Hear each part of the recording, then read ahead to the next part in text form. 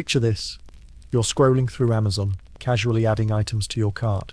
Maybe some AirPods, a coffee maker, perhaps a new book. Now imagine if that book was actually a human being, complete with a detailed product description, customer reviews, and a frequently bought together section. Welcome to ancient Rome, where shopping for people was as mundane as picking up groceries, and where the entire economy ran on a supply chain that would make Jeff Bezos weep with envy. Tonight, we're diving into the darkly fascinating world of Roman slave markets, a system so efficiently horrifying, it makes modern corporate culture look like a wellness retreat. If you're here for some beautifully dark history to drift off to, you know the drill. Hit that like button and settle in for a journey through humanity's most uncomfortably organized nightmare. Let's start with a question that'll keep you thinking. What's the difference between a Roman slave market and a modern shopping mall? Well, both involve crowds of people examining merchandise, haggling over prices, and walking away with their purchases. The only difference? In ancient Rome, the merchandise could talk back. The Roman slave market wasn't some shadowy back alley operation hidden from polite society. Oh no, it was prime real estate, usually located right in the heart of the city, often adjacent to the forum where senators debated the finer points of democracy. The irony is so thick you could cut it with a gladius. Picture Times Square, but instead of massive billboards advertising the latest Marvel movie, you've got human beings standing on platforms with price tags dangling from their necks. These markets operated with the efficiency of a modern Amazon warehouse. There were specialized dealers for different types of people. Some focused on household servants, others dealt exclusively in skilled craftsmen, and the premium dealers, they handled what Romans politely called pleasure slaves. It was human trafficking with a business model that would make a venture capitalist proud. The logistics alone are staggering when you really think about it. Romans imported people from across their vast empire, Gauls from modern France, Germans from beyond the Rhine, Africans from the south, Greeks who probably knew more about philosophy than their buyers ever would. It was globalization at its most brutal, an ancient precursor to modern supply chains, except instead of iPhones and sneakers, they were moving human beings across continents. But here's where it gets particularly twisted. The Romans had developed what we might recognize today as quality assurance. Slaves were inspected like livestock, teeth checked for health, muscles poked and prodded for strength, scars examined to determine if someone was a troublemaker. Imagine the Yelp reviews. 5 stars. This Gallic warrior lasted 3 full years before dying in the mines. Great value for money. The market had its own rhythm, its own seasons. Spring brought fresh inventory from successful military campaigns. Summer saw increased domestic demand as wealthy Romans prepared for entertaining season. It was as predictable as back-to-school shopping, except infinitely more horrifying. And the prices? Well, they fluctuated based on market conditions just like any commodity. A skilled Greek tutor might cost as much as a luxury villa, while an untrained field worker could be picked up for the price of a decent horse. The Romans even had something resembling credit systems and payment plans for larger purchases. Nothing says advanced civilization like financing the purchase of another human being over 12 easy installments. What's particularly chilling is how normalized it all was. Roman children grew up seeing these markets as just another part of city life, as unremarkable as a farmer's market or a clothing store. The casual acceptance of it all makes you wonder what aspects of our modern world future generations will look back on with similar horror. The dealers themselves were often freedmen, former slaves who had worked their way to freedom and now profited from the same system that had once enslaved them. Talk about Stockholm Syndrome with a business plan. These men knew exactly how to present their merchandise to maximize profit, understanding both the psychology of buyers and the vulnerabilities of the people they were selling. Let that sink in for a moment.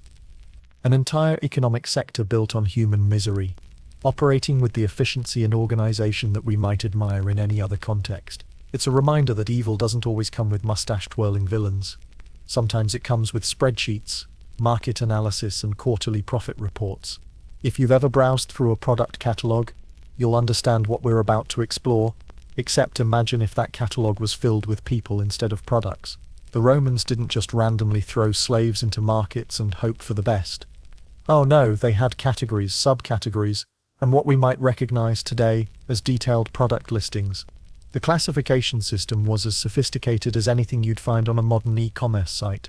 At the top tier were the fancy goods, educated Greeks who could teach rhetoric and philosophy, skilled physicians who could perform surgery, and artists who could create beautiful mosaics. These were your luxury items, the Rolex watches of the slave world.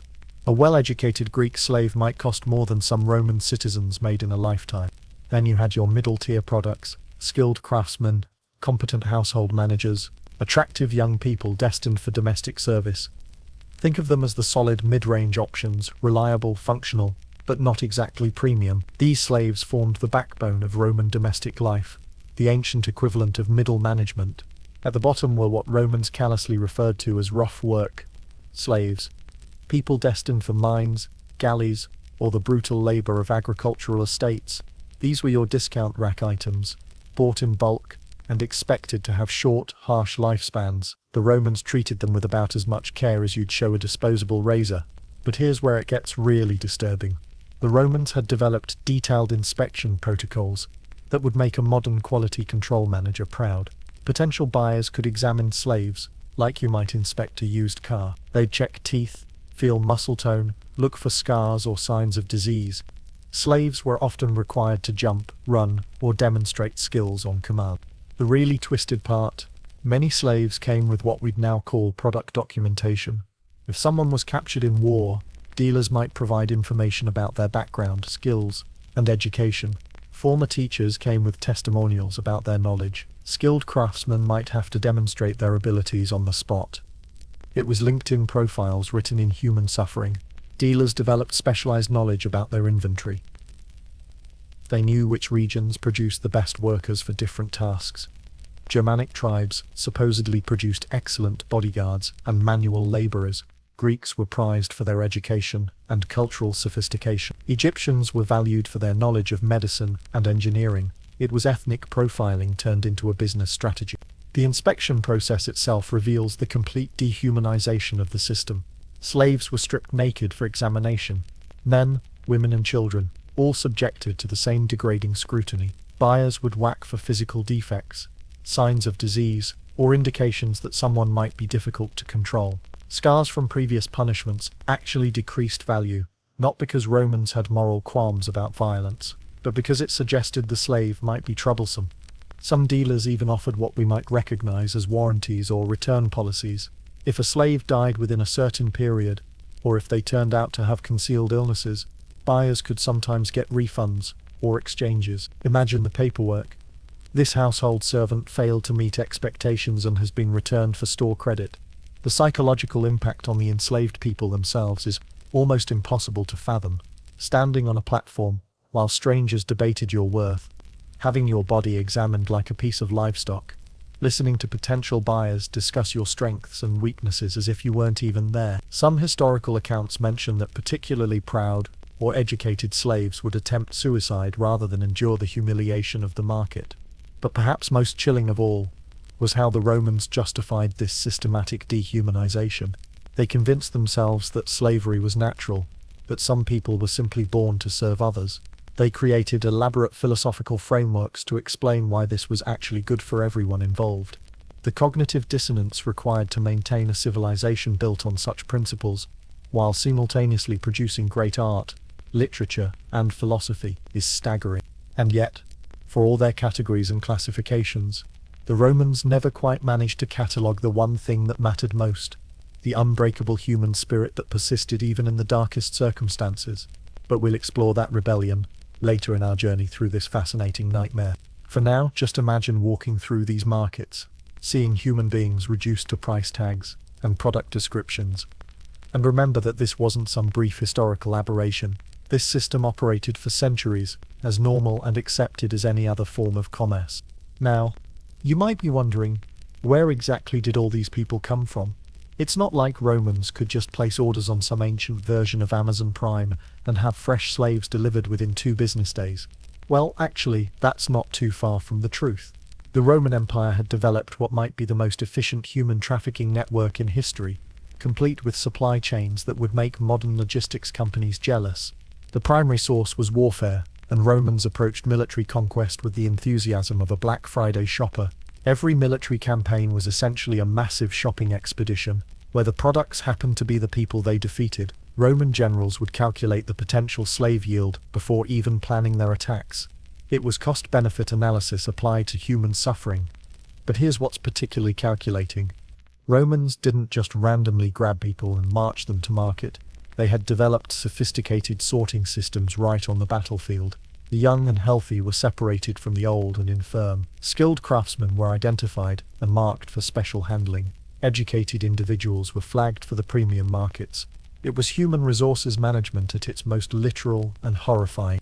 The logistics of moving thousands of enslaved people across vast distances required planning that would impress modern supply chain managers. Romans built specific routes for slave caravans, established way station where merchandise could be fed and rested, though minimally you don't waste resources on inventory, and developed transportation methods designed to move the maximum number of people with the minimum investment.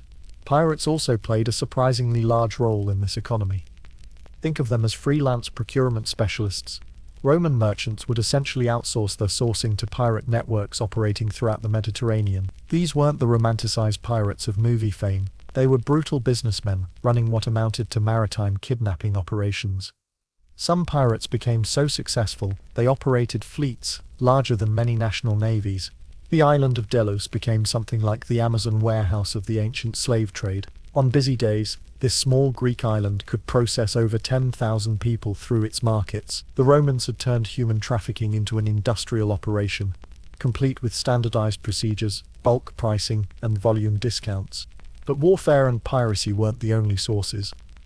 Romans also had what we might recognize as a domestic breeding program.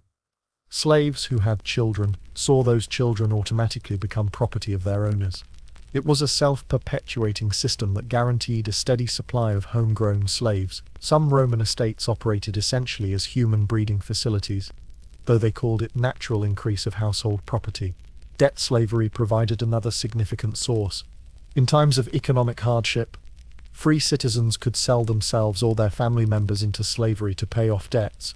Imagine being so broke you literally put yourself on the market. Some Romans even sold their own children during particularly harsh famines or economic crashes. The truly insidious part was how the system created its own demand.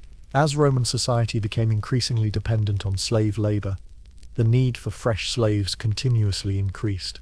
Mines killed workers quickly, galley ships needed constant replacement rowers, and agricultural estates literally worked people to death. The Romans had created an economy that required a constant input of human suffering to function. Transportation methods varied depending on the source and destination. Overland routes used chains and collars to keep people together during long marches. Ships packed enslaved people into cargo holds with all the consideration given to any other bulk commodity. The mortality rates during transport were factored into pricing models. Dealers simply bought extra to account for expected losses during shipping. Quality control began during procurement itself. Roman slave dealers developed expertise in evaluating people for different markets. They learned to identify valuable skills, assess physical condition, and even predict psychological traits that might affect marketability. It was human resources evaluation applied to human property. Some regions specialized in producing certain types of slaves, almost like agricultural regions might specialize in specific crops. Germania was known for strong manual laborers. Greece produced educated tutors and administrators. Gaul supplied skilled craftsmen. Romans had essentially mapped the world based on the human resources each region could provide. The economic incentives were so powerful that they distorted Roman military strategy itself. Some campaigns were launched primarily for slave acquisition rather than territorial gain. Generals knew that successful slave raids could be more profitable than traditional plunder, creating a feedback loop where military success was measured partly by the quantity and quality of people captured. Perhaps most chilling of all, the Romans developed legal frameworks to legitimize this entire system. They created detailed laws governing the procurement, transport, and sale of human beings, turning kidnapping and trafficking into legally protected business activities. And through it all, Roman citizens went about their daily lives, accepting this vast machinery of human suffering as simply the natural order of things. The cognitive compartmentalization required to maintain such a system while considering themselves civilized is perhaps the most disturbing aspect of all. But before we drift too far into the darkness, Remember that every single person caught in this system had their own story, their own dreams, their own unbreakable human dignity that no amount of Roman legal framework could actually touch. Picture your local farmer's market on a busy Saturday morning. Vendors setting up stalls, customers browsing goods, the general buzz of commerce filling the air. Now imagine if instead of tomatoes and artisanal bread, the vendors were selling people. Welcome to Market Day in ancient Rome, where human trafficking operated with all the mundane efficiency of any other retail experience. The day started before dawn. Just like any modern retail operation, dealers would arrive early to arrange their inventory, positioning people to show them to best advantage. Attractive slaves were placed prominently, while those with visible defects were strategically positioned to minimize notice. It was visual merchandising applied to human beings, window dressing with a pulse. Slaves were prepared for display with the same attention to presentation that modern retailers give to their products. They were cleaned, sometimes given better clothing for the day, and coached on how to behave during inspection. Dealers understood that first impressions mattered in sales, even when the product was a human being. The market had its own rhythm and etiquette that regular customers understood. Serious buyers arrived early for the best selection, while bargain hunters showed up later hoping for end-of-day discounts. Some wealthy Romans sent servants to do their preliminary shopping, just like sending someone to scalp Black Friday deals before making the serious purchases. But here's where it gets particularly surreal. Romans had developed sophisticated pricing strategies that would be familiar to any modern sales manager. Premium slaves were priced high, initially, with expectations of negotiation. Bulk purchases received volume discounts. Damaged or older slaves were marked down for quick sale. Some dealers even offered seasonal promotions. Buy 2 field workers, get a third at half price. The inspection process followed established protocols that both buyers and sellers understood.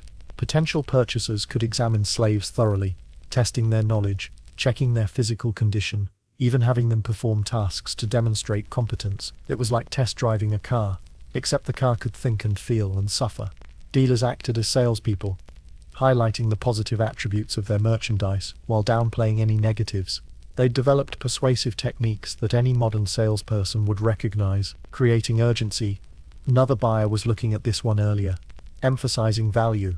This Greek tutor knows both Latin and mathematics, and offering reassurance, all my slaves come from reputable sources. The haggling process could take hours for expensive purchases. Wealthy Romans took pride in their negotiating skills, viewing the ability to secure a good deal on human property as a mark of business acumen. Some kept detailed records of their purchases, tracking the return on investment of different slaves like a modern stock portfolio. Payment methods varied based on the customer and the purchase amount. Small purchases might be handled in cash, while larger acquisitions could involve complex arrangements including credit terms, trade-ins, or partial payments. Some dealers even offered financing options for particularly expensive slaves, creating debt relationships that could last for years. The social dynamics of the market revealed the twisted psychology of the system. Buyers would often bring friends or advisors, turning slave purchases into social events. Groups of wealthy Romans would browse together, offering opinions on each other's potential purchases, like friends shopping for clothes. The casual sociability of it all makes the horror even more stark. Children presented particular challenges and opportunities for dealers. Young slaves were often sold with promises about their future potential, rather than current abilities.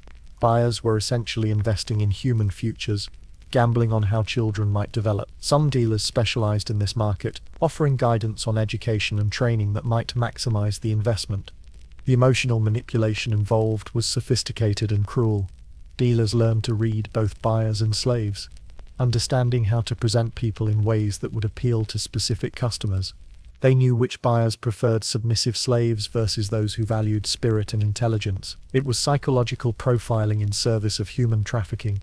Quality assurance extended beyond the initial inspection. Some dealers offered limited guarantees on their slaves' health and behavior, understanding that customer satisfaction affected their reputation and future business. A slave who became seriously ill or proved unmanageable shortly after purchase reflected poorly on the dealer's judgment and sourcing. The market also served as an information exchange where Roman business owners could learn about labor availability, pricing trends, and new sources of supply. Dealers shared intelligence about upcoming military campaigns that might flood the market, or rumors of plague in certain regions that could affect the quality of available slaves. Regular customers developed relationships with preferred dealers, just like any other retail relationship.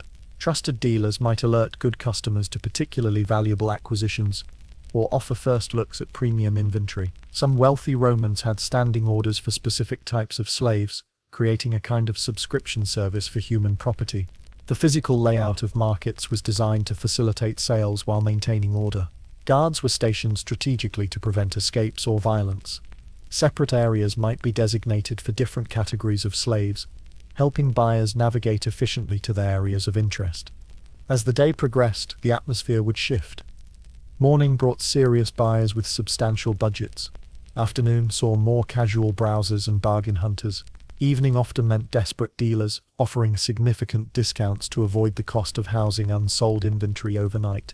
And through it all, the enslaved people themselves had to endure this reduction of their entire existence to a commercial transaction, watching strangers debate their worth while having absolutely no say in determining their own fate. Let's talk about the customers, shall we?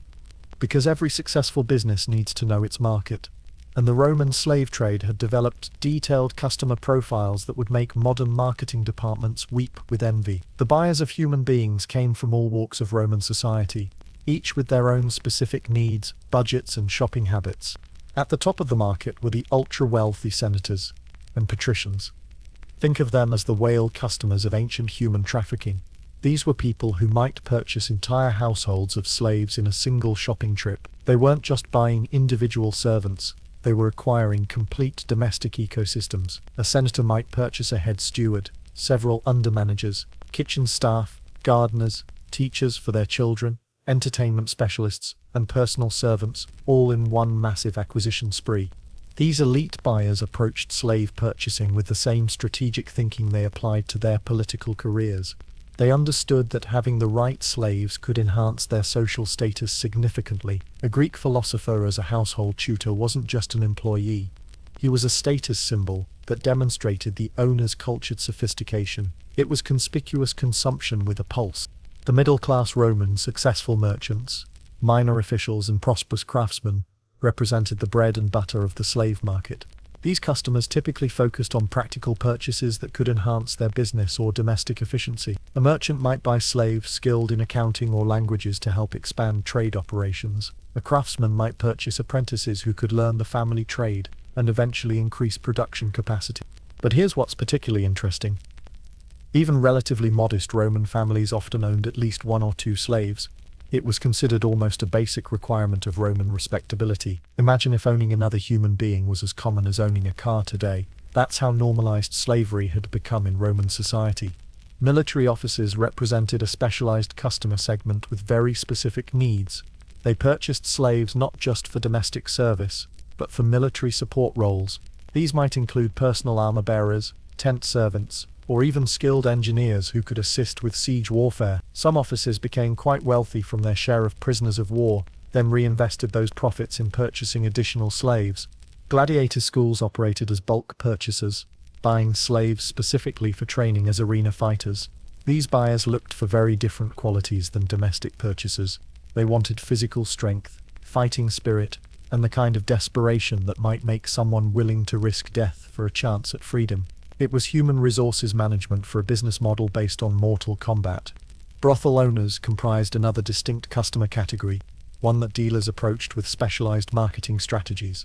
These purchases were made based on physical attractiveness and youth, with little regard for education or practical skills. The cruelty of this market segment was so extreme that even some Romans found it distasteful, though not distasteful enough to actually outlaw it. Mining companies and agricultural estates operated as industrial-scale purchasers. These buyers weren't interested in individual slaves so much as bulk labor units. They would purchase dozens or even hundreds of people at once, negotiating volume discounts like any other commodity purchase. The mortality rates in these industries were so high that regular replacement was simply factored into business planning. Wealthy women represented an interesting subset of the market, often purchasing slaves specifically for domestic and personal service. Roman matrons might shop for skilled hairdressers, clothing specialists, or companions. Some became quite knowledgeable about evaluating slaves for domestic suitability, developing reputations as shrewd judges of human character and capability. The buying process itself revealed fascinating psychological dynamics. Many Romans approached slave purchases with the same careful consideration they'd give to buying property or livestock. They would research market conditions, compare prices between different dealers, and seek advice from friends who had made similar purchases. Some buyers developed almost obsessive attention to detail in their human acquisitions. They would request detailed histories of potential purchases, investigate the circumstances of their enslavement, and even seek references from previous owners. It was due diligence applied to human trafficking. The seasonal buying patterns were remarkably predictable. Spring brought increased demand, as wealthy Romans prepared for entertaining season. Winter saw bargain hunting as dealers tried to reduce inventory before the lean months. Some savvy buyers learned to time their purchases to take advantage of these market fluctuations. Repeat customers developed relationships with dealers that resembled any other ongoing business partnership. Trusted dealers would alert preferred customers to particularly valuable acquisitions, offer payment terms, or even provide trading credits for slaves who no longer met their needs. It was customer relationship management for human trafficking. The social aspects of slave purchasing created a peculiar form of community among Roman elites. Successful acquisitions became topics of conversation at dinner parties. Romans would share tips about reliable dealers, warn each other about problem slaves, and even compete over who had made the most advantageous purchases. Some buyers became so sophisticated in their approach that they essentially operated as slave investors, purchasing people with valuable skills and then hiring them out to others for profit. It was human capital investment in the most literal sense possible. But perhaps most disturbing of all was how normal and rational this all seemed to the buyers themselves. They approached the purchase of other human beings with the same careful consideration and business acumen they applied to any other major acquisition, completely compartmentalizing the humanity of the people they were buying. These weren't monsters or obvious villains. They were ordinary people operating within a system that had normalized the commodification of human beings. That normalization might be the most chilling aspect of the entire Roman slave system. Let's talk money, because nothing reveals the true horror of a system quite like examining its spreadsheets. The Roman slave trade operated on economic principles that would be familiar to any modern business analyst. Supply and demand, market segmentation, profit maximization, and return on investment calculations. Except instead of widgets or services, they were trading in human souls. The pricing structure was remarkably sophisticated, with clear tiers that reflected both the skills of the enslaved person and market demand. At the bottom of the pricing pyramid were unskilled laborers destined for mines, galleys, or agricultural work. These unfortunate souls might sell for the equivalent of a few months' wages for a Roman soldier. Think of buying a used appliance rather than a luxury item. Mid-tier slaves, household servants, basic craftsmen, or moderately attractive individuals commanded prices roughly equivalent to what a middle-class Roman might spend on a decent house outside the city. These were your reliable, everyday purchases that formed the backbone of the Roman domestic economy. But at the top of the market, well, that's where things got really expensive. A highly educated Greek tutor, a skilled physician, or a renowned artist might sell for prices that would make a modern luxury car purchase look affordable. Some exceptional slaves cost more than entire estates, representing investments that only the wealthiest Romans could afford. The factors affecting pricing were numerous and often disturbing. Age played a crucial role. Children were often priced as investments in future productivity, while older slaves faced rapid depreciation unless they possessed exceptional skills. Physical attractiveness commanded premium pricing regardless of other abilities, revealing the twisted priorities of Roman society. Education created enormous price differentials. A slave who could read, write, and perform calculations might cost 10 times more than an illiterate laborer. Greek slaves with philosophical or rhetorical training commanded the highest premiums, sometimes reaching prices that would bankrupt ordinary Roman families. It was human capital valuation in its most literal and horrifying form. Regional origins significantly influenced pricing, with different areas developing reputations for producing certain types of slaves. Germanic tribes were valued for physical strength, Greeks for intellectual capabilities, and Egyptians for specialized knowledge of medicine and engineering. It was ethnic stereotyping turned into a pricing strategy. Dealers calculated their profit margins with the precision of modern financial analysts. They factored in acquisition costs, transportation expenses, housing and feeding costs during inventory periods, and market risk factors. Some dealers achieved profit margins that would be impressive in any legitimate business, building substantial fortunes from human misery. The seasonal fluctuations in pricing created opportunities for sophisticated market timing. Experienced dealers learned to anticipate military campaigns that would flood markets with fresh inventory, driving prices down. Smart buyers would wait for these periods, while sellers might hold valuable inventory during market downturns. Bulk purchasing created interesting pricing dynamics. Large-scale buyers like mining operations or agricultural estates could negotiate significant volume discounts, sometimes purchasing people at prices that barely covered the dealer's costs. It was wholesale human trafficking with economies of scale. But perhaps most disturbing were the financing options that developed around slave purchases. Wealthy Romans could buy slaves on credit, with the slaves' own labor serving as collateral for the loans. Some dealers offered lease-to-own arrangements, where buyers could gradually acquire ownership through periodic payments. It was human beings as both the product and the payment method. The resale market added another layer of economic complexity. Slaves who proved unsuitable for their original purpose could be sold to dealers who specialized in second-hand human property. Some Romans made profits by purchasing slaves, training them in valuable skills, and then reselling them at higher prices. It was human capital improvement as an investment strategy. Market speculation even developed around anticipated slave supplies. Traders would place advance orders for slaves from planned military campaigns, betting on the success of Roman armies. Some accumulated inventory ahead of predicted demand spikes, storing human beings like any other commodity awaiting favorable market conditions. The insurance industry, such as it was, began covering slave investments.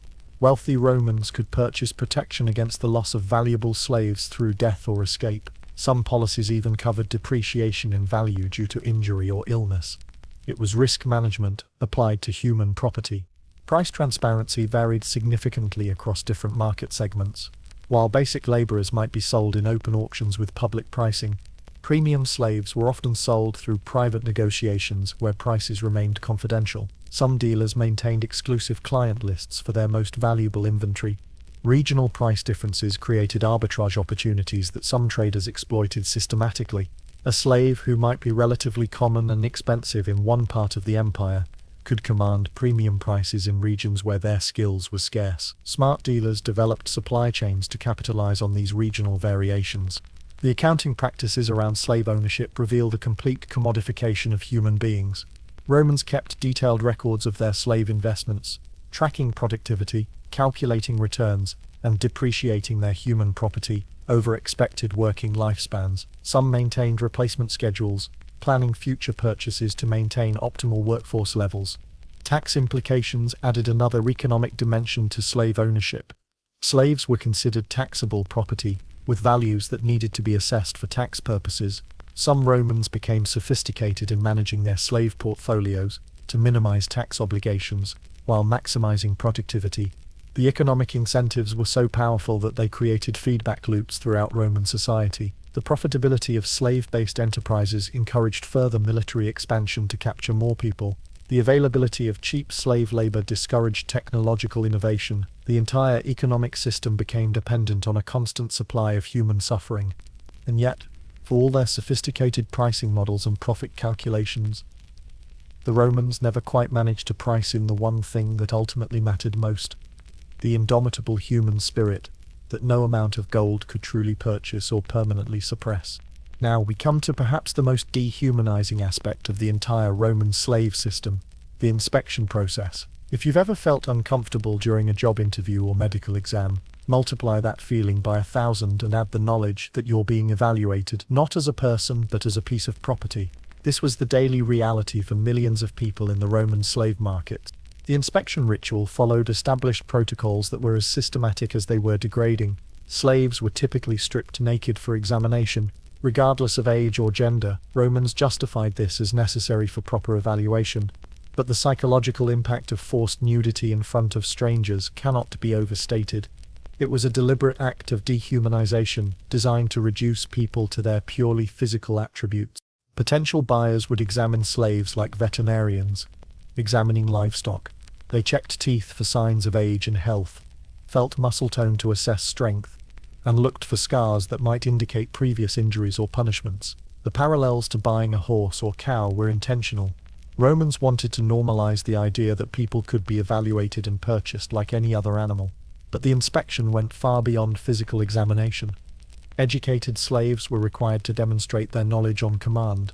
A potential tutor might be asked to recite poetry, solve mathematical problems, or engage in philosophical discussion. Craftsmen had to show their skills by working with tools or materials brought to the market specifically for testing purposes. The questioning process revealed the twisted psychology of the system. Buyers would ask about family background, education, previous experience, and personal history, not out of human interest, but to assess potential value and identify any factors that might affect performance or reliability. It was a job interview conducted on a naked, chained human being. Some buyers developed elaborate testing procedures for slaves with specialized skills. A potential cook might be required to prepare a meal using ingredients provided at the market. A scribe would be tested on handwriting quality and speed. Musicians were expected to perform on instruments brought by potential purchasers. It was American Idol meets human trafficking. The psychological manipulation during inspections was sophisticated and cruel. Dealers coached slaves on how to present themselves to maximize their appeal to buyers. They taught them to appear healthy, compliant, and eager to please, while hiding any signs of depression, anger, or rebelliousness that might reduce their market value. Children faced particularly traumatic inspections, often being evaluated more for their future potential than current abilities. Buyers would speculate about how a child might develop physically and mentally, essentially gambling on human futures. The corruption of treating children as investment opportunities, rather than human beings needing protection and care, is almost impossible to fully comprehend. The medical aspects of inspection were primitive but thorough by ancient standards. Buyers looked for signs of disease, physical disabilities or conditions that might affect work performance. Some even checked for evidence of previous escape attempts, viewing scars from shackles or brands as indicators of troublesome tendencies. Female slaves faced additional layers of degrading examination that we won't detail extensively, but which added dimensions of sexual exploitation to an already horrific process. The objectification was complete and systematic, reducing women to collections of physical attributes valued entirely for their utility to male owners. The speed of inspections varied dramatically based on the price point and intended use of the slave. Bulk purchases of laborers might involve only cursory examinations, while expensive acquisitions could involve hours of detailed evaluation. Some wealthy Romans brought advisors or experts to help assess particularly valuable potential purchases. Dealers developed sophisticated presentation techniques to maximize the appeal of their inventory. They knew how lighting, positioning, and staging could affect buyer perceptions. Attractive slaves were displayed prominently in good light, while those with physical defects were positioned to minimize visibility of their limitations. The emotional toll on the enslaved people during these inspections is difficult to imagine. Former slaves who later wrote about their experiences described feelings of complete humiliation and dehumanization. Many reported that the inspection process was more traumatic than the initial capture or the work that followed. Some buyers took perverse pleasure in the power dynamic of the inspection process. They would deliberately prolong examinations, ask degrading questions, or make slaves perform unnecessary demonstrations, simply because they could. The psychological sadism was as damaging as any physical abuse. The social aspects of group inspections added another layer of humiliation. Multiple buyers might examine the same slave, discussing their observations and opinions, as if the person being evaluated couldn't hear or understand. It was like being dissected while still alive and conscious. Quality disputes sometimes arose during inspections, leading to negotiations between buyers and dealers about disclosed versus undisclosed defects.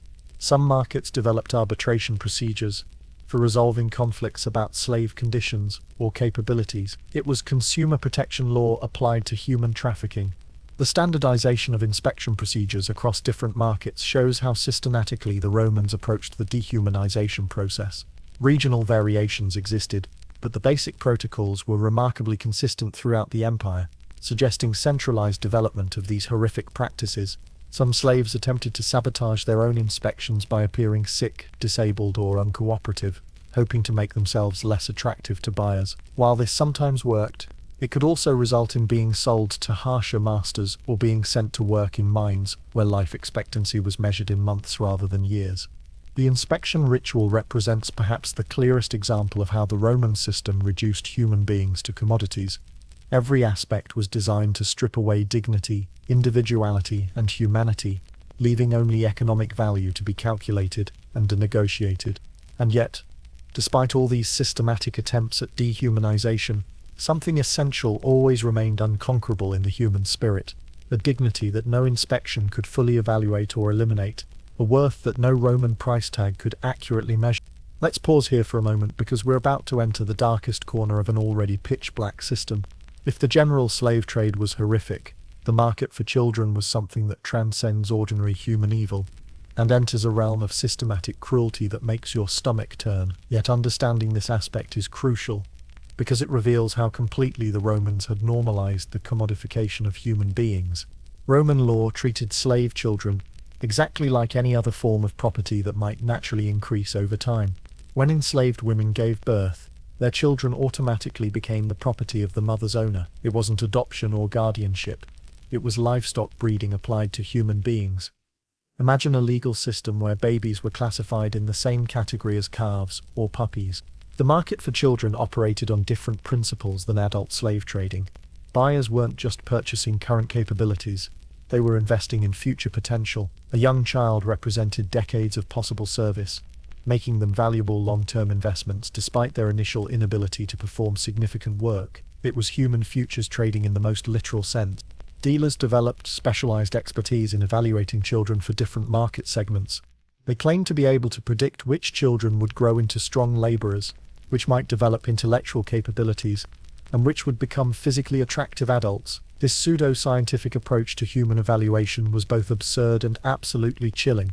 The pricing strategies for children revealed the twisted mathematics of human commodification. Very young children were often sold relatively cheaply since they represented years of feeding and housing before becoming productive. But children old enough to begin learning skills while still young enough for extensive training commanded premium prices. Educational potential created significant value differentials in the children's market. A child who showed signs of intelligence might be purchased specifically for training as a tutor or administrator. These educational investments could pay off handsomely for owners, as highly trained slaves commanded much higher prices if later resold. The psychological manipulation of child slaves began immediately upon purchase. New owners would deliberately separate children from any adults they might know, believing this made them easier to control and train. It was systematic trauma designed to break natural human bonds and create complete dependency on their owners. Some Roman households specialized in what we might recognize as human puppy mills. Breeding operations focused on producing children for sale. Female slaves were kept primarily for reproductive purposes, with their children separated early and sold as soon as they reached marketable ages. The industrial-scale breeding of human beings reveals depths of moral bankruptcy that are difficult to comprehend. The training regimens for child slaves were designed to maximize their eventual value while ensuring complete obedience. Children destined for domestic service learned household management skills. Those marked for crafts began apprenticeships. Future entertainers started performance training. It was vocational education built on human trafficking. Child slaves faced unique vulnerabilities that adult slaves could sometimes resist. Their psychological development occurred entirely within the slave system, often leaving them without any concept of freedom or alternative ways of life. Many grew up believing that slavery was simply the natural order of things. The legal protections for child slaves were virtually non-existent, even by the minimal standards that applied to adult slaves. Roman law provided some limitations on how adult slaves could be treated, but these protections largely didn't extend to children. They were considered completely at the disposal of their owners. Some buyers specifically sought very young children because they believed this made training easier and more effective. There was a perverse logic to this approach. Children's natural adaptability and learning capacity, normally considered precious gifts, became tools for more effective exploitation.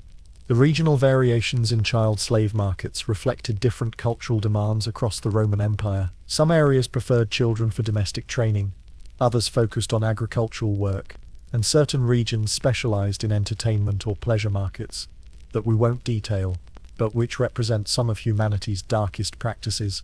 The mortality rates among child slaves were substantially higher than for adults, but this was simply factored into the economic calculations.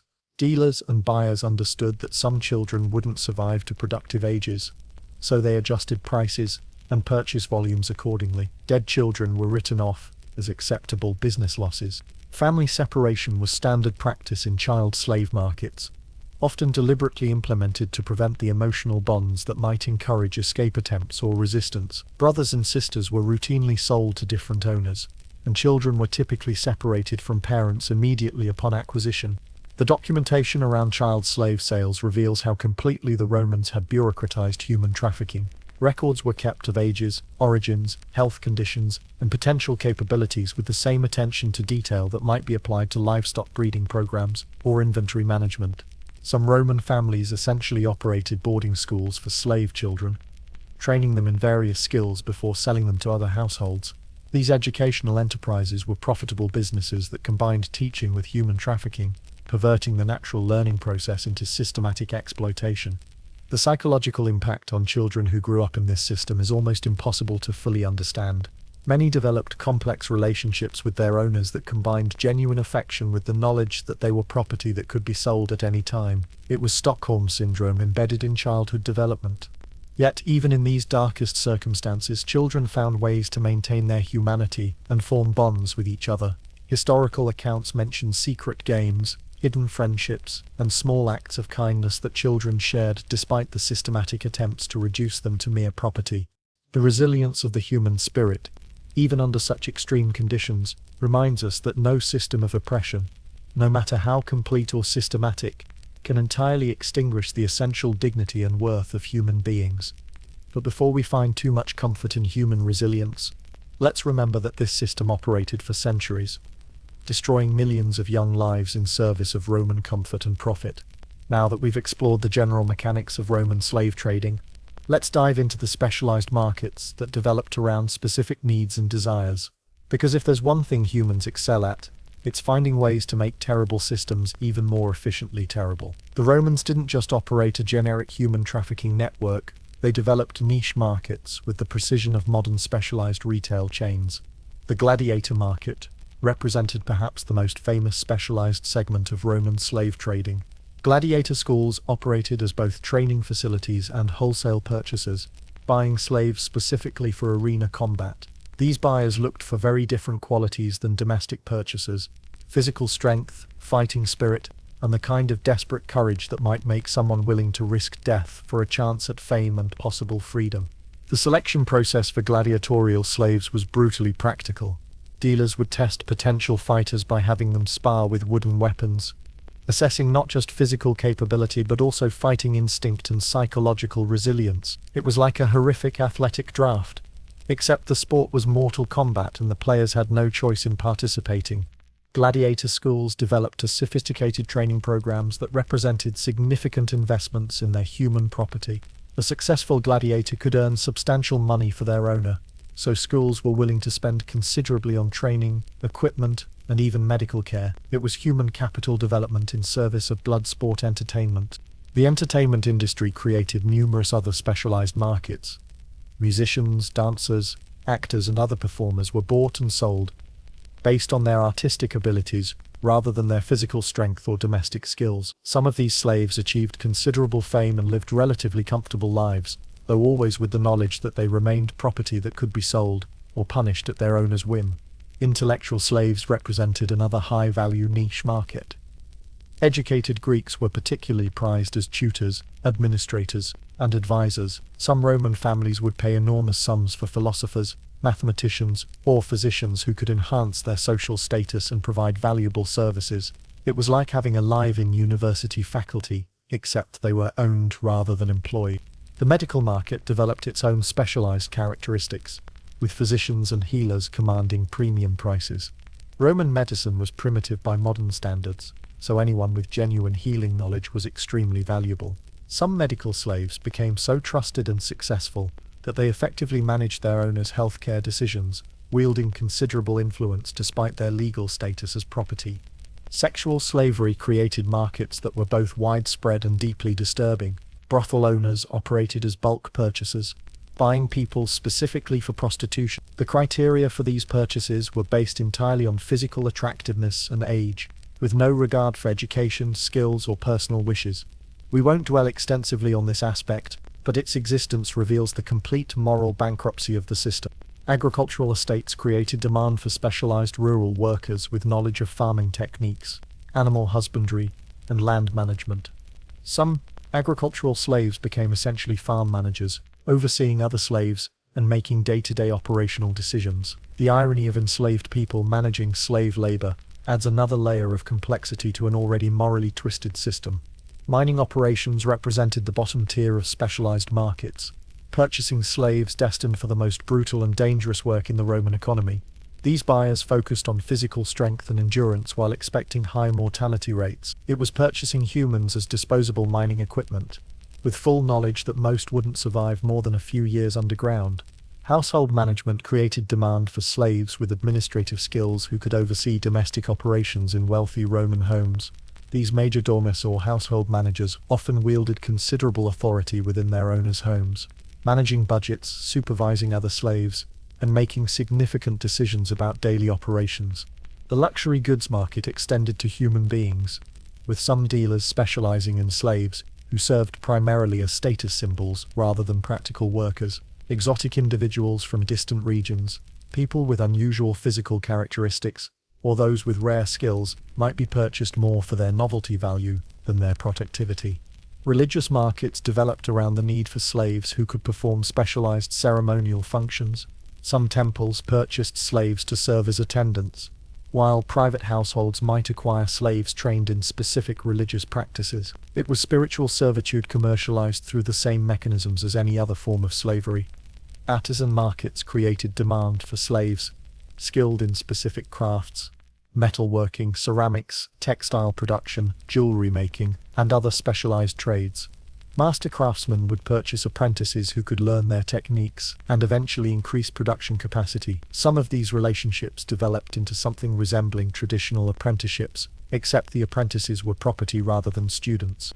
Regional specialization led to the development of trade routes focused on specific types of slaves.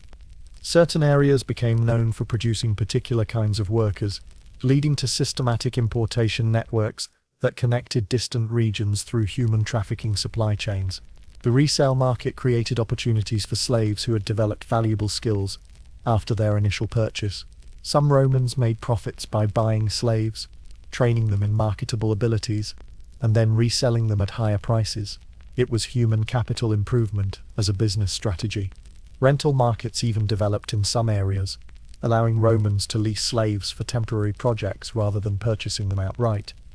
This was particularly common for specialized skills that might only be needed occasionally, like construction expertise or seasonal agricultural work. The sophistication of these specialized markets reveals how completely the Romans had industrialized human trafficking. They had identified market segments, developed supply chains, created quality standards, and established pricing models for virtually every conceivable form of human exploitation. Yet throughout all these specialized markets, one thing remained constant: the fundamental humanity of the people being bought, sold, and traded like commodities.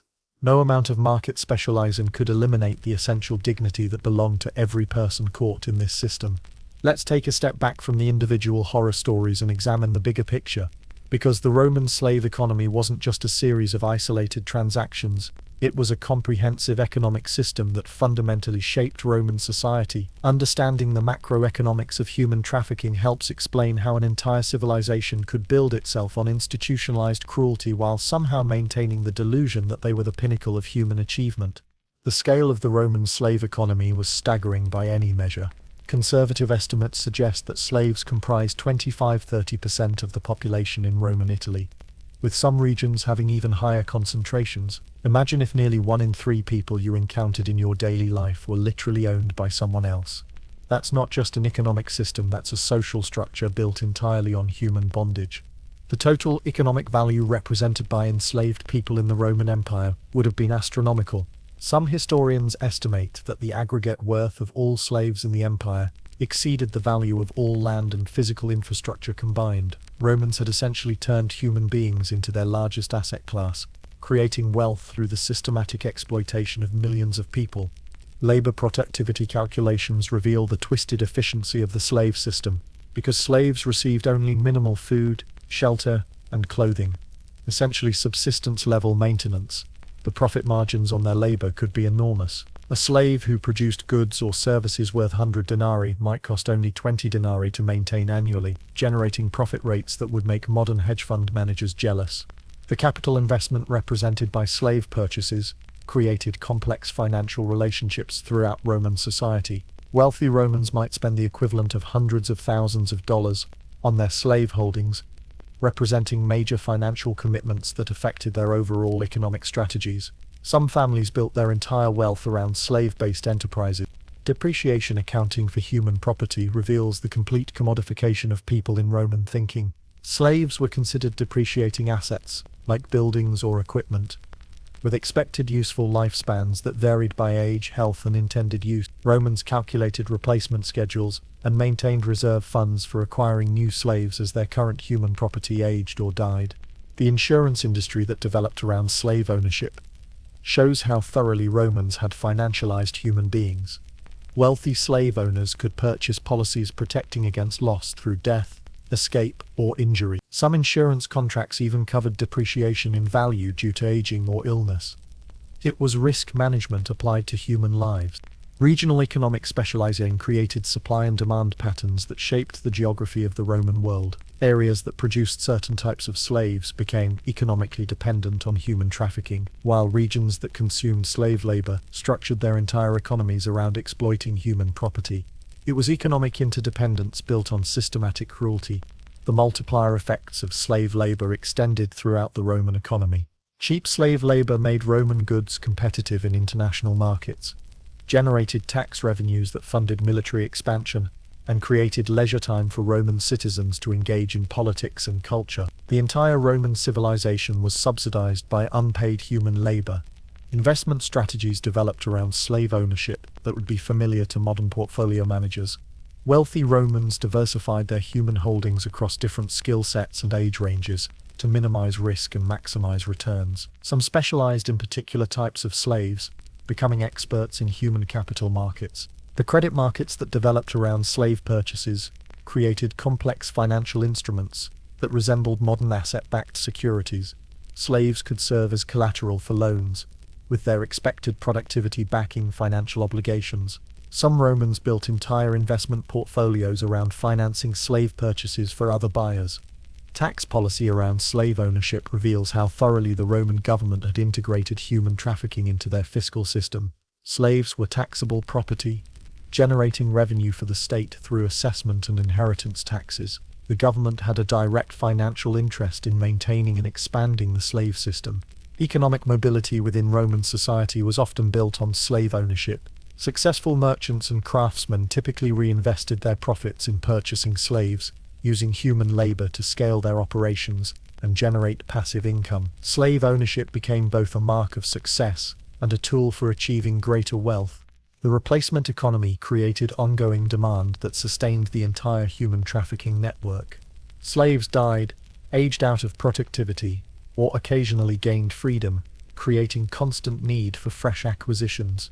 It was planned obsolescence applied to human beings, ensuring continuous market demand for newly enslaved people. International trade relationships were significantly shaped by slave commerce. Roman merchants established trade networks specifically for human trafficking, creating diplomatic and military relationships designed to maintain steady supplies of enslaved people. Some regions became economically dependent on selling their own populations to Roman traders. The construction and maintenance costs of the infrastructure supporting slave commerce markets, holding facilities, transportation networks, and administrative systems represented massive public and private investments. Romans built entire economic sectors around facilitating human trafficking with the same care they devoted to any other major industry.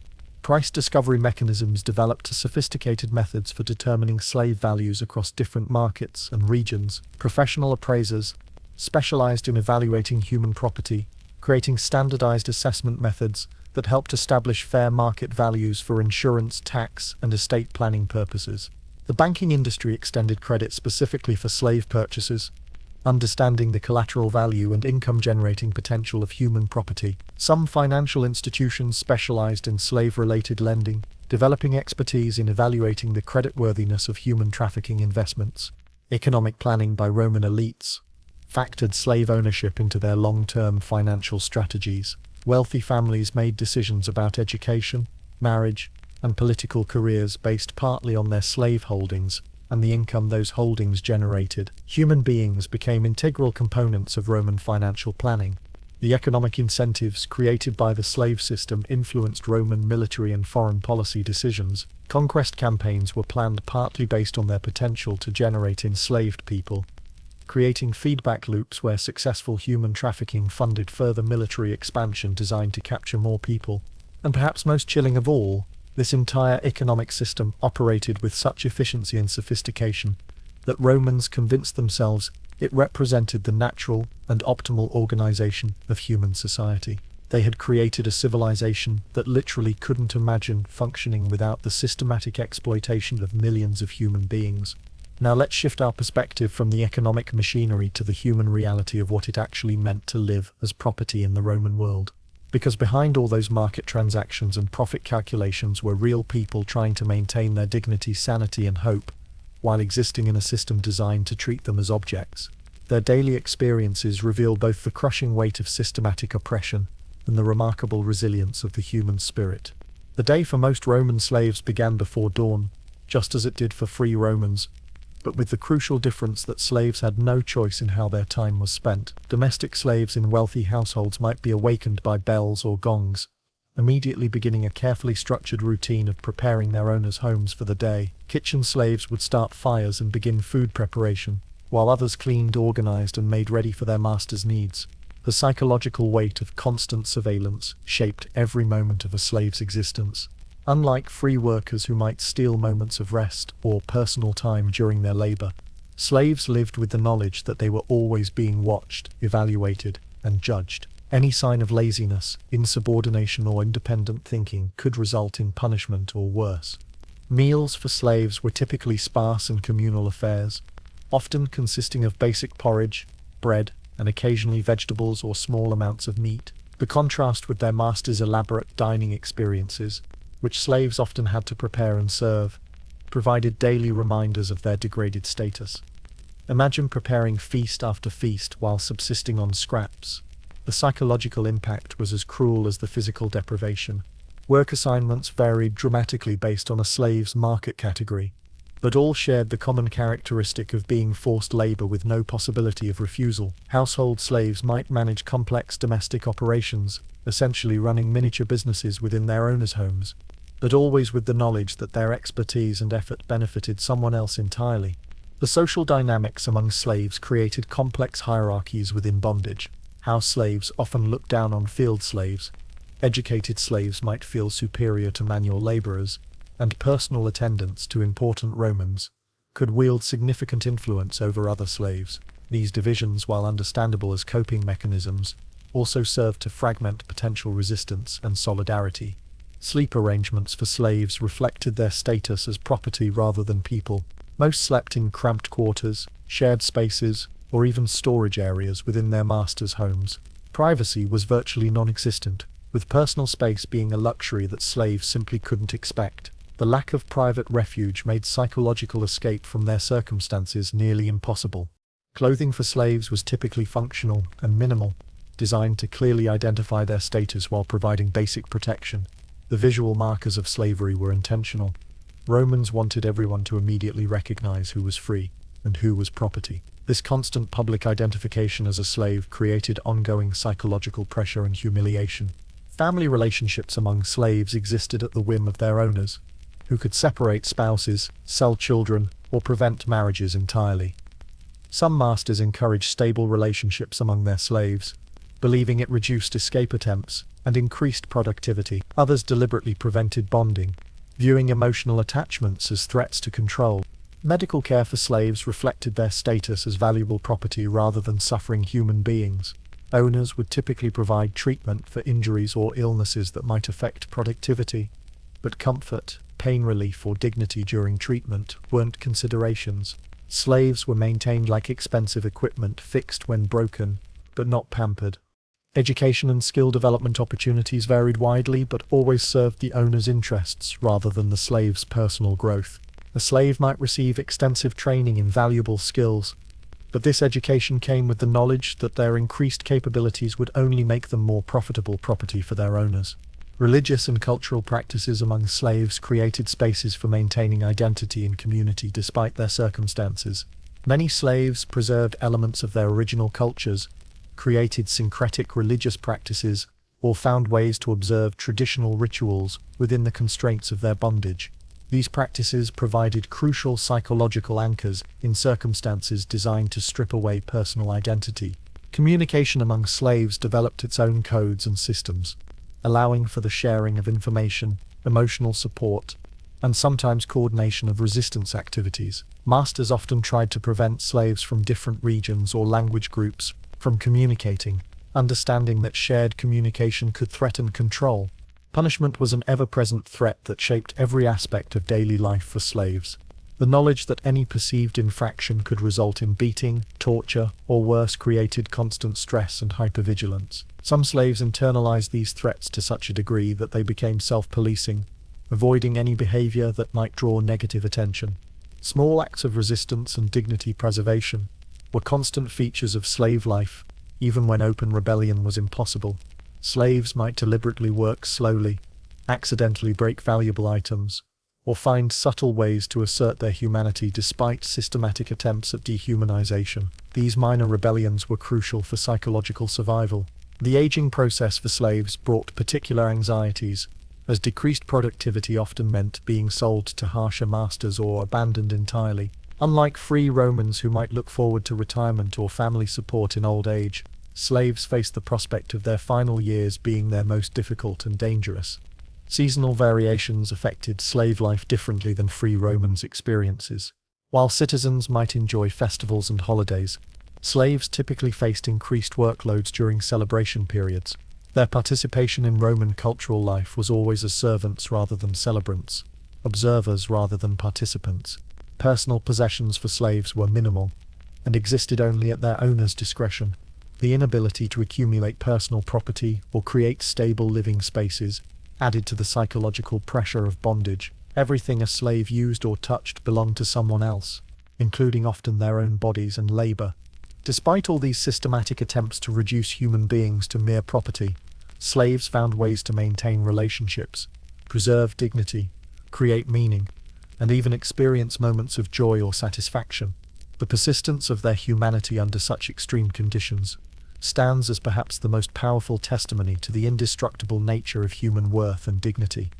Here's where our story takes a turn towards something that might actually help you sleep better tonight. Because for all the systematic cruelty and economic efficiency of Roman slavery, there's one thing the Romans never quite managed to purchase, control, or eliminate: the unconquerable human spirit that refuses to accept injustice as permanent. The history of slave resistance in Rome is a testament to the fact that no system of oppression, no matter how complete, can entirely extinguish the flame of human dignity. The most famous slave rebellion, of course, was led by Spartacus, whose story has been Hollywoodized to the point where the real history gets lost in dramatic license, but the actual events were even more remarkable than the movies suggest. In 73 BCE, a Thracian gladiator managed to transform a small gladiator school breakout into a full-scale war that terrified the Roman establishment for over 2 years. What made Spartacus's rebellion so extraordinary wasn't just its scale at its peak. His army included over 100,000 escaped slaves, but its strategic sophistication. This wasn't a mindless rampage of violence and revenge. Spartacus and his co-leaders developed military tactics, established supply lines, created makeshift governments in liberated territories, and even attempted diplomatic negotiations with foreign powers.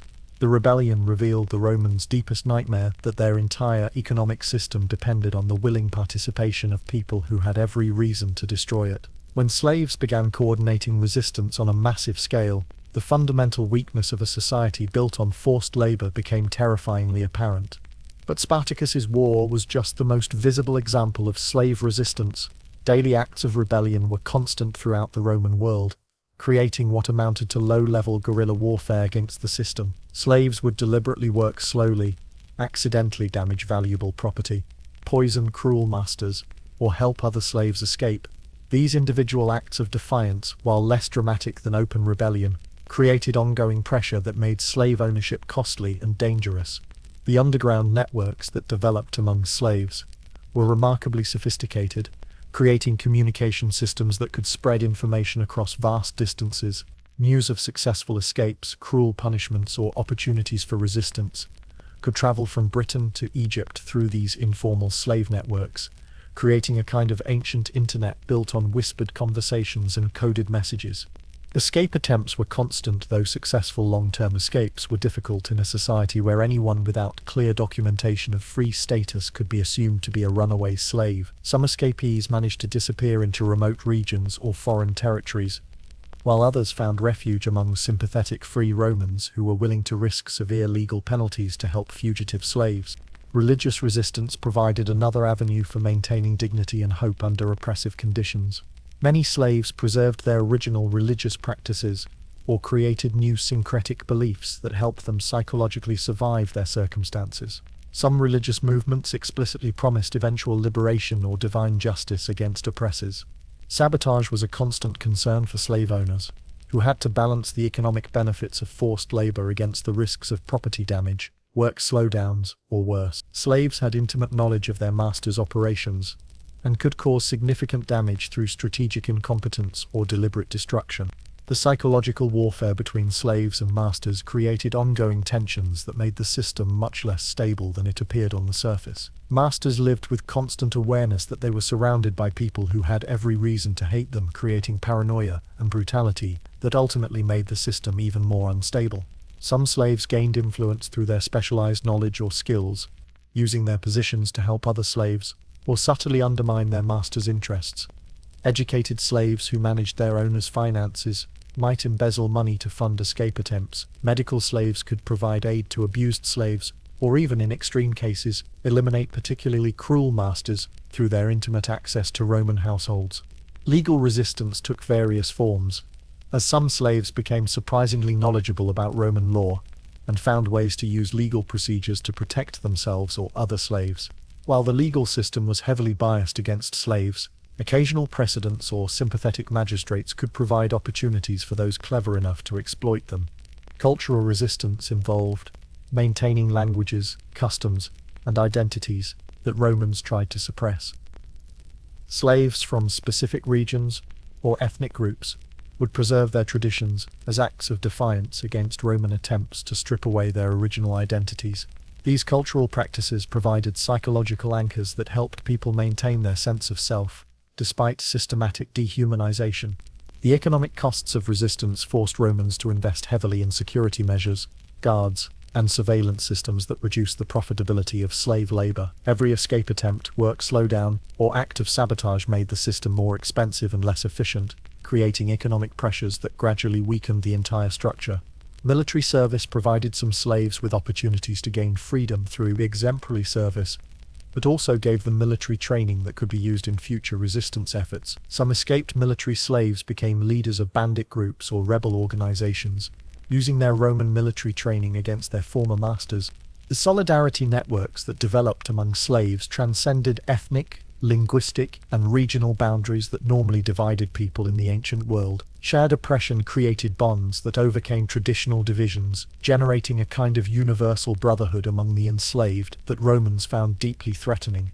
Women slaves developed their own forms of resistance, often focusing on protecting children, maintaining family connections, or using their intimate access to Roman households to gather intelligence or provide aid to resistance networks. Some female slaves became crucial nodes in escape networks or information systems.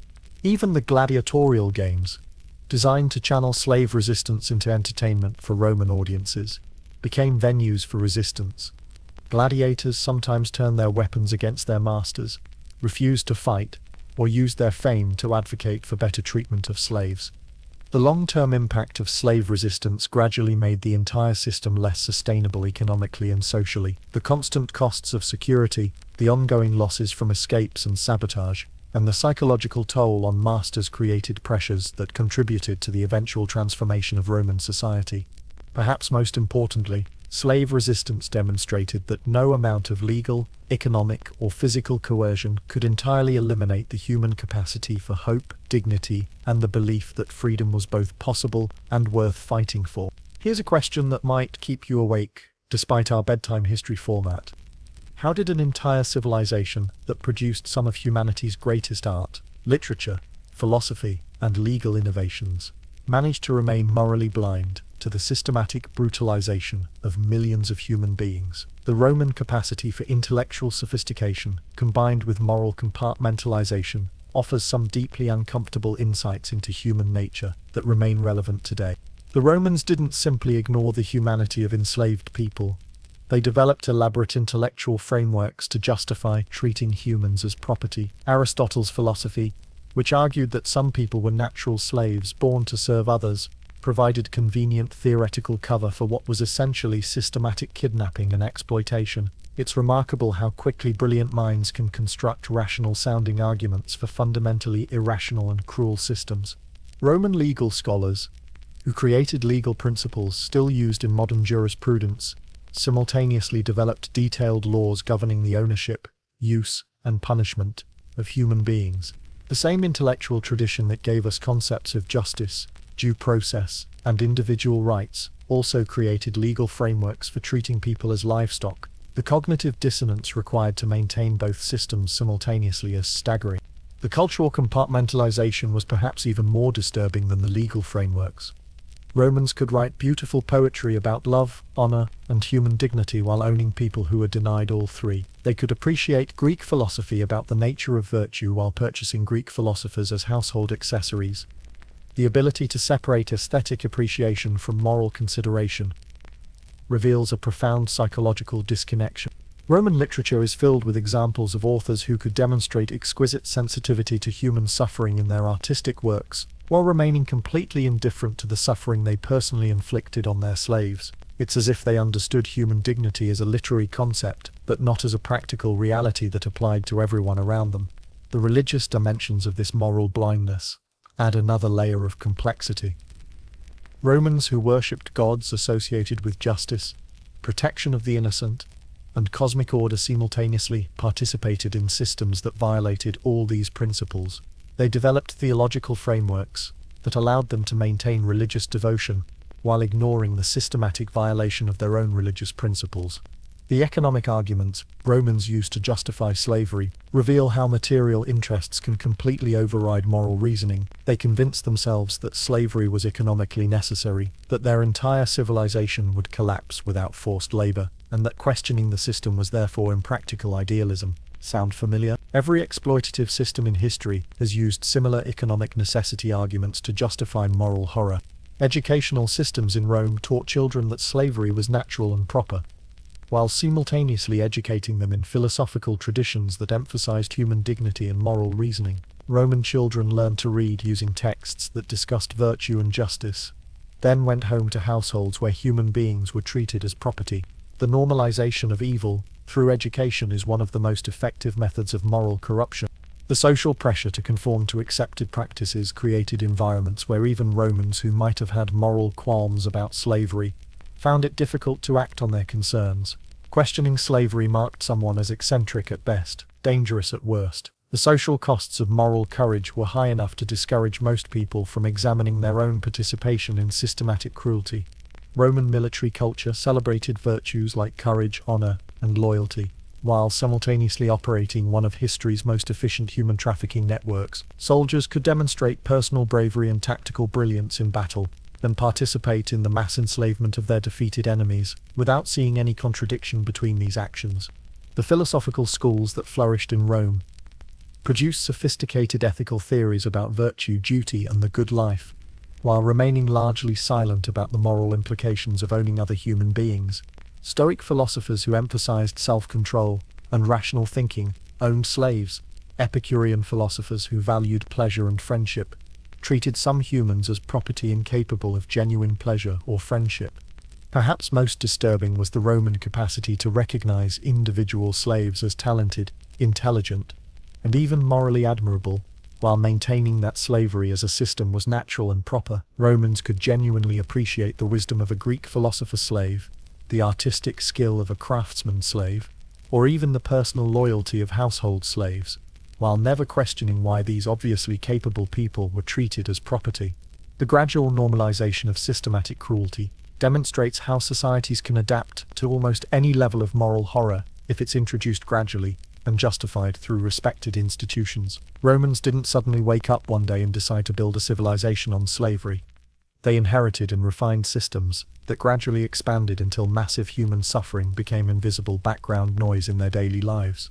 The selective empathy that Romans demonstrated, showing genuine concern for Roman citizens while remaining indifferent to non-Roman suffering, reveals how group identity can be used to justify moral exclusion. They developed sophisticated concepts of human rights and dignity that applied only to members of their own group, creating moral frameworks that were simultaneously advanced and barbarically limited. The role of custom and tradition in maintaining moral blindness shows how that's how we've always done things can become a justification for perpetuating systematic evil. Romans could point to centuries of precedent for slavery, making opposition to the system seem like dangerous innovation rather than moral progress.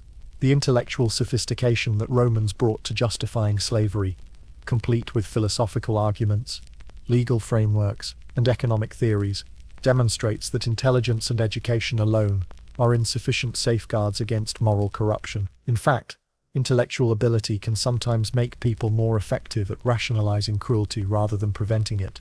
The Roman example forces uncomfortable questions about our own society. What systems of systematic suffering do we participate in or benefit from while maintaining our belief in human dignity? What elaborate justifications have we constructed for practices that future generations might view with the same horror we feel toward Roman slavery? How do we maintain moral blindness to obvious contradictions between our stated values and our actual practices? The most chilling aspect of Roman moral blindness might be how reasonable and civilized they seem to themselves, while participating in systematic brutality that defies comprehension. Let's talk about something that might initially seem hopeful, but actually reveals another layer of how thoroughly the Romans had commodified human existence, the process by which slaves could sometimes purchase their own freedom. Yes, you read that correctly. In the Roman system, people could literally buy themselves, turning even liberation into a commercial transaction that reinforced the fundamental principle that humans were property. Manumission, the formal process of freeing a slave, operated according to market principles that would be familiar to anyone who has ever negotiated a buyout contract. Slaves who wanted to purchase their freedom had to save money from tips, side jobs, or other small income sources, while simultaneously providing free labor to their owners. It was like working two jobs where one job was unpaid and mandatory. The pricing for self-purchase typically reflected the slave's market value, meaning that the most valuable and skilled slaves faced the highest prices for their own freedom. A talented craftsman or educated tutor might need to save for decades to afford their own liberation, while an aging or less skilled slave might achieve freedom more quickly, simply because their market value had depreciated. The system created perverse incentives where being more valuable made freedom more expensive. Some Roman masters developed what we might recognize as installment payment plans for slave self-purchase, allowing people to buy their freedom over time while continuing to work. These arrangements generated ongoing income streams for owners, while creating hope for slaves, but they also meant that the path to freedom could take many years or even decades to complete. The legal mechanisms surrounding manumission reveal how completely the Romans had bureaucratized human liberation. Freedom required paperwork, witnesses, sometimes court appearances, and always the voluntary consent of the owner. People couldn't simply declare themselves free. They needed their owners to formally release their property claims through legally recognized procedures. Peculium, the small amounts of money or property that some slaves were allowed to accumulate, created miniature economies within the larger slave system. Slaves might operate small businesses, lend money to other slaves, or invest in trading ventures, all while remaining legally property themselves. It was capitalism within bondage, complete with profit and loss statements for people who technically owned nothing. The motivational psychology behind allowing self-purchase was sophisticated and manipulative. Masters understood that the possibility of eventual freedom could make slaves work harder and cause less trouble than those facing lifelong bondage. Hope became a management tool, encouraging productivity while maintaining the fundamental power relationship. Some slaves became entrepreneurs within their bondage, using their skills and market You're absolutely right. I apologize for the confusion. I provided chapters 1 to 14, but labeled the final sections incorrectly. Let me continue with the actual chapters 15, 16, and 17 to complete the full script. As we near the end of our journey through this historical nightmare, let's examine perhaps the most disturbing aspect of Roman slavery: how ordinary people psychologically adapted to owning other human beings. Because the Romans who purchased, owned, and sold people weren't monsters from horror movies. They were regular people who had somehow convinced themselves that treating humans as property was not only acceptable, but natural and proper. The psychological mechanisms that allowed Romans to own slaves reveal uncomfortable truths about human nature that extend far beyond ancient history. Most slave owners weren't sadistic psychopaths who enjoyed causing suffering. They were normal people who had learned to compartmentalize their empathy in ways that allowed them to maintain their self-image as moral, civilized individuals, while participating in systematic brutality. The dehumanization process wasn't sudden or dramatic, it was gradual and subtle, involving language, customs, and daily practices that slowly eroded the recognition of slaves' humanity. Romans developed vocabulary that emphasized the property aspects of slaves rather than their human characteristics. They spoke of acquiring rather than buying people, of inventory rather than human beings, of investment rather than exploitation. The rationalization techniques Romans used to justify slave ownership would be familiar to modern psychologists studying how people justify harmful behavior. They convinced themselves that slaves were better off in bondage than in freedom, that slavery provided security and care that these people couldn't achieve independently, and that the system was actually beneficial for everyone involved. The social reinforcement of slave ownership made individual moral questioning extremely difficult. When everyone in your social circle owns slaves, when your economic system depends on slave labor, when your laws and customs normalize human ownership, challenging the system requires extraordinary moral courage that few people possess under any circumstances. The emotional relationships that developed between masters and slaves created complex psychological dynamics that helped Romans maintain their participation in the system while feeling good about themselves. Many Romans developed genuine affection for individual slaves, while remaining completely comfortable with the institution of slavery itself. The paternalistic attitudes that many Romans adopted toward their slaves allowed them to feel benevolent and caring while maintaining absolute power over other human beings. They could see themselves as kind masters who treated their slaves well, never acknowledging that the fundamental relationship itself was inherently abusive regardless of how it was conducted. The economic justifications provided psychological cover for moral qualms by framing slave ownership as practical necessity rather than moral choice. Romans convinced themselves that their entire civilization depended on slave labor, making opposition to slavery seem like impractical idealism that would harm everyone, including the slaves themselves. The legal framework surrounding slavery provided additional psychological comfort by making human ownership seem legitimate and proper, rather than criminal. When laws, courts, and government officials all treat slavery as normal business, individual Romans could feel that their participation was socially responsible rather than morally questionable. The religious and philosophical justifications that Romans developed helped them maintain their spiritual and intellectual self-respect while owning other people. They created theological arguments about natural hierarchy and philosophical theories about different types of humans that made slavery seem divinely ordained and rationally defensible. The social status benefits of slave ownership created powerful psychological incentives to maintain the system. Owning slaves demonstrated wealth, respectability, and social position in ways that made questioning slavery feel like questioning one's own identity and place in society. The psychological distance techniques that Romans used helped them avoid confronting the reality of their slaves' suffering. They focused on their slaves' roles and functions rather than their inner lives, treated them as members of different categories of beings, and avoided situations that might force recognition of their slaves' full humanity. The projection mechanisms that many Romans employed allowed them to blame slaves for their own oppression. They characterized resistance as ingratitude, escape attempts as theft, and depression as laziness, creating narratives that made slaves responsible for their own suffering while absolving masters of responsibility. The normalization process that occurred over generations made slave ownership seem as natural as any other aspect of daily life. Romans who grew up in slave-owning households never experienced a world without human property. making it extremely difficult to imagine alternative social arrangements. The psychological benefits that Romans derived from absolute power over other human beings created addictive patterns that made liberation of slaves feel like personal loss rather than moral progress. The sense of control, authority, and importance that came from slave ownership became integral to many Romans' self-concept and emotional well-being. The cognitive dissonance management techniques that Romans developed allowed them to maintain contradictory beliefs without psychological stress. They could simultaneously believe in human dignity and human ownership, in justice and systematic exploitation, in virtue and participation in institutional cruelty. The emotional numbing that occurred over time helped Romans become increasingly indifferent to slave suffering, while maintaining their capacity for empathy toward other Romans. They developed selective sensitivity that preserved their emotional functioning while allowing them to ignore obvious moral horror.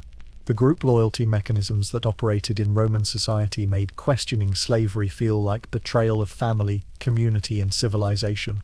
Romans learned to prioritize group solidarity over individual moral qualms, creating social pressure that reinforced participation in systematic cruelty. The psychological legacy of slave ownership affected even Romans who might have preferred different arrangements. Once you've owned other human beings, once you've exercised absolute power over someone else's life, once you've benefited economically from unpaid labor, returning to relationships based on equality and mutual respect becomes psychologically difficult. Perhaps most disturbing of all, the Roman example demonstrates that ordinary people, given the right social conditions and cultural justifications, can adapt to almost any level of systematic cruelty while maintaining their belief in their own moral goodness. The capacity for compartmentalization, rationalization, and emotional numbing appears to be a fundamental aspect of human psychology that can be triggered under the right circumstances.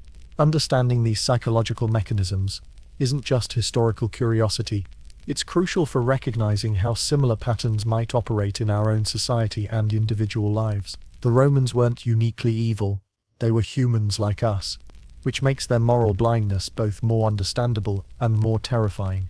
As we approach the end of our dark journey through Roman slavery, it's worth considering how this systematic brutalization of human beings affected not just the enslaved, but Roman society itself. Because systems of oppression never damage only their intended victims, they corrupt and distort entire civilizations in ways that can persist for centuries after the original system has ended. The economic dependencies that Rome built around slave labor created structural weaknesses that contributed to the empire's eventual decline. When your entire economic system depends on forced labor, you lose incentives for technological innovation, develop unsustainable resource extraction patterns, and create social structures that become increasingly rigid and inefficient over time. Think about it this way. Why invent labor-saving machinery when you can just buy more humans? Why develop efficient agricultural techniques when you can work people to death and replace them? The Romans became so dependent on slave labor that they actually discouraged the kind of innovation that might have made their civilization more sustainable and adaptable. The military consequences of mass slavery were significant and often overlooked. Roman armies depended partly on slave soldiers and slave support personnel, creating complex loyalty issues and security vulnerabilities. Some of Rome's most dangerous enemies were former slaves who had acquired military training and turned it against their former masters. It's like training your enemies and then being surprised when they use that training against you. The demographic impacts of systematic enslavement affected population patterns throughout the Roman world. Constant demand for new slaves encouraged warfare specifically for human trafficking purposes, destabilized entire regions, and created population imbalances that weakened both conquered territories and the Roman Empire itself. They were literally consuming the human resources of their known world. The cultural effects of normalizing human ownership corrupted Roman art, literature, philosophy, and social customs in ways that are still visible in historical records. A civilization that treats some humans as property inevitably develops distorted concepts of human nature, social relationships, and moral reasoning that affect all aspects of cultural development. The psychological trauma inflicted on millions of enslaved people created intergenerational effects that influence behavior, social patterns, and cultural development long after individual slaves gained freedom or died. The systematic brutalization of human beings generates trauma that can persist through families and communities for generations. Like psychological radiation, that continues affecting people long after the original source is removed. The legal precedents established by Roman slave law influenced legal systems throughout Europe and beyond. For centuries after the Roman Empire ended, many legal concepts developed to facilitate human trafficking were later adapted for other purposes, creating institutional frameworks that could be used for various forms of systematic oppression. The religious and philosophical justifications that Romans developed for slavery influenced Christian theology, Islamic jurisprudence, and secular philosophy in ways that helped legitimize later systems of human exploitation.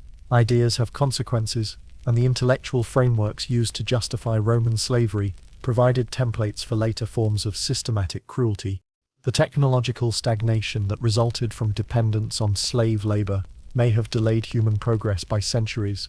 When you can solve labor problems by purchasing more humans, you lose incentives to develop machines, improve processes, or create more efficient systems. Roman engineering was impressive, but imagine what they might have achieved if they had been forced to innovate rather than simply acquiring more slaves. The social stratification patterns that developed around slave ownership created class structures that persisted long after slavery ended. The psychological attitudes, economic relationships, and cultural practices associated with human ownership influenced European social development for over 1,000 years after Rome's fall. The environmental consequences of slave-based resource extraction were enormous and long-lasting. Roman mining operations, agricultural practices, and construction projects that relied on disposable human labor caused environmental damage that affected entire regions for centuries. When human labor is free, environmental costs become invisible because there's no economic pressure to use resources efficiently. The diplomatic and international effects of Roman slave trading created patterns of exploitation and extraction that influenced European relationships with Africa, Asia, and eventually the Americas. The Roman model of systematic human trafficking provided precedents and justifications for later European colonialism and slavery. Columbus didn't invent the transatlantic slave trade, he adapted Roman techniques to New World opportunities. The administrative systems that Romans developed for managing human property influenced bureaucratic structures throughout European history. The detailed record-keeping, legal procedures, and institutional frameworks used for human trafficking were later adapted for other forms of population control and social management. The resistance networks and survival strategies that enslaved people developed created underground cultures and social patterns that influenced later resistance movements. The techniques that slaves used to maintain dignity, preserve culture, and organize rebellion provided models for later struggles against systematic oppression. The economic theories that Romans developed to justify and optimize human trafficking influenced later capitalist development in ways that are still visible today. The mathematical approaches to human labor, the investment strategies around human property, and the market mechanisms for trading people provided conceptual frameworks that were later applied to other forms of labor exploitation. The psychological normalization techniques that allowed ordinary Romans to participate in systematic cruelty provided templates for later genocides, ethnic cleansings, and mass human rights violations. Understanding how normal people adapt to treating others as less than human remains unfortunately relevant for modern conflicts and systematic oppression. The architectural and urban planning consequences of slave labor are still visible in Roman ruins throughout Europe, North Africa, and the Middle East. These monuments to human achievement were built through systematic brutalization of millions of people, creating a complex legacy where artistic and engineering accomplishments are inseparable from human suffering. The linguistic influences of Roman slavery appear in multiple European languages, with words and concepts related to work, service, and social relationships carrying etymological traces of human ownership. Language shapes thought, and the vocabulary of slavery influenced how later cultures conceived of labor and social relationships. Perhaps most importantly, the Roman example demonstrates that systematic cruelty can become so normalized within a society that even its most harmful effects become invisible to the people participating in it. The capacity for entire civilizations to build themselves on systematic suffering while maintaining beliefs in their own moral superiority is a pattern that extends far beyond ancient Rome. The long shadow of Roman slavery reminds us that systems of oppression create consequences that extend far beyond their immediate victims and far beyond their apparent historical endpoints. Understanding this shadow is crucial for recognizing similar patterns in our own world. As we reach the end of our journey through one of humanity's most efficiently organized nightmares, you might be wondering what we're supposed to learn from this catalogue of systematic cruelty. After all, slavery has been abolished in the modern world, right? We've moved beyond such obvious barbarism into more civilized forms of social organization, haven't we? Well, here's the uncomfortable truth that might keep you awake despite our bedtime format. The Roman slave system wasn't abolished because Romans suddenly developed better moral reasoning or became more empathetic human beings. It gradually transformed and eventually disappeared due to changing economic conditions, military pressures, and religious influences that made alternative labor systems more profitable or practical. The psychological mechanisms that allowed Romans to treat humans as property, compartmentalization, rationalization, social conformity, and moral numbing, remain fully operational in modern human beings. We haven't evolved beyond the capacity for systematic cruelty. We've simply developed different expressions of it that seem more acceptable to contemporary sensibilities. The economic principles that drove Roman slavery, profit maximization, cost reduction, market efficiency, and treating labor as a commodity, are still fundamental features of modern capitalism. While we no longer buy and sell people directly, we've developed sophisticated systems for commodifying human labor, time, and capabilities that can produce remarkably similar results through different mechanisms. Consider modern supply chains where products are manufactured under conditions that would make Roman slave owners blush.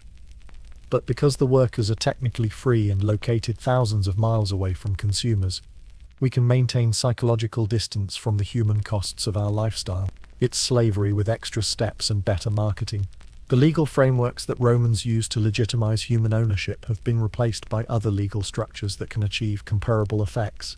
Modern systems of debt bondage, prison labor, immigration control, and economic coercion create conditions that can be functionally equivalent to slavery, while remaining technically legal and socially acceptable. The social stratification that Roman slavery created has modern parallels in how economic inequality, educational access, and social mobility are distributed in contemporary societies. While the mechanisms are different, the results, systematic advantages for some groups and systematic disadvantages for others, can be remarkably similar. The moral blindness that allowed educated, cultured Romans to participate in systematic brutality while maintaining their self-image as civilized people is perhaps the most relevant lesson for modern audiences. How many systems of systematic suffering do we participate in or benefit from while maintaining our belief in human dignity and social justice? The normalization process that made slavery invisible to Romans despite its omnipresence in their daily lives should make us examine what forms of systematic cruelty might be invisible to us despite their prevalence in our own society. What do we accept as normal background conditions that future generations might view with the same horror we feel toward Roman slavery? The international dimensions of Roman slavery remind us that systematic exploitation often involves global supply chains that make individual responsibility difficult to trace or assign. Modern economic systems create similar patterns where consumption in wealthy regions depends on exploitation in distant areas, making it easy to maintain psychological distance from the human costs of our lifestyle. The technological aspects of Roman slavery demonstrate how efficiency improvements in systematically harmful activities can make those activities worse rather than better. The Romans became remarkably good at human trafficking, but their expertise made the system more rather than less harmful. Technical competence without moral wisdom can amplify rather than reduce human suffering. The resistance patterns that emerged within Roman slavery remind us that human dignity and the desire for freedom are indestructible, even under the most oppressive conditions. Every system of systematic exploitation generates its own forms of resistance, and these resistance movements often provide the seeds of eventual liberation. The long-term consequences of systematic cruelty demonstrate that societies pay enormous hidden costs for their participation in oppressive systems. The Romans thought they were benefiting from slave labor, but the economic, social, and moral costs ultimately contributed to their civilization's decline and transformation. The role of ordinary people in maintaining systematic oppression is perhaps the most important lesson of all. The Roman slave system wasn't maintained by a small group of evil masterminds. It was supported by millions of ordinary people who convinced themselves that their participation was normal, necessary, or even beneficial. Systematic cruelty requires mass participation by regular people who don't see themselves as cruel. The intellectual sophistication that Romans brought to justifying slavery reminds us that education, culture, and intelligence provide no automatic protection against moral corruption. In fact, intellectual ability can sometimes make people more effective at rationalizing harmful behavior rather than preventing it. The gradual nature of moral corruption in Roman society demonstrates how systematic cruelty can become normalized through small compromises and incremental changes that seem reasonable at each step. People don't usually wake up one day and decide to participate in systematic brutality. They slide into it gradually through a series of small accommodations that eventually add up to massive complicity. The economic incentives that sustained Roman slavery remind us that moral progress often requires changing the underlying incentive structures, rather than simply appealing to people's better nature. Systems of systematic exploitation persist partly because they benefit the people who have the power to change them. The psychological adaptation that allowed Romans to own other human beings while maintaining their self-respect demonstrates the remarkable human capacity for compartmentalization and self-deception. Understanding these psychological mechanisms is crucial for recognizing when we might be using similar techniques to justify our own participation in harmful systems. Perhaps most importantly, the Roman example demonstrates that systematic oppression always contains the seeds of its own eventual transformation. The contradictions between stated values and actual practices, the resistance of oppressed people, and the hidden costs of maintaining unjust systems create pressures that eventually force change. The story of Roman slavery is ultimately a story about human capacity for both systematic cruelty and persistent resistance, both moral blindness and eventual awakening, both individual complicity and collective transformation. It reminds us that while human beings are capable of creating and maintaining systems of breathtaking cruelty, we are also capable of recognizing, resisting, and eventually replacing those systems with more just alternatives. The question that remains is whether we have the moral courage to examine our own society with the same critical perspective we apply to ancient Rome, and whether we're willing to pay the personal and social costs of changing systems that benefit us while harming others. And on that unsettling note, perhaps it's time to close our eyes and dream of a world where human dignity is never for sale. And there we have it, 17 chapters through the darkest shopping mall in human history, where the merchandise could think and feel and dream of freedom. The Roman slave markets weren't just ancient history. They were a mirror reflecting humanity's capacity for both systematic cruelty and persistent hope. As you drift off to sleep tonight, remember that the same species that created such efficient machinery for human suffering also produced the indomitable spirits who resisted it, survived it, and eventually helped transform it. Sweet dreams. And maybe tomorrow we'll all be a little more awake to the systematic suffering that still needs our attention in the modern world. If this journey through history's shadows helped you think differently about our world, you know what to do, and remember, the best way to honor those who suffered is to ensure their stories aren't forgotten.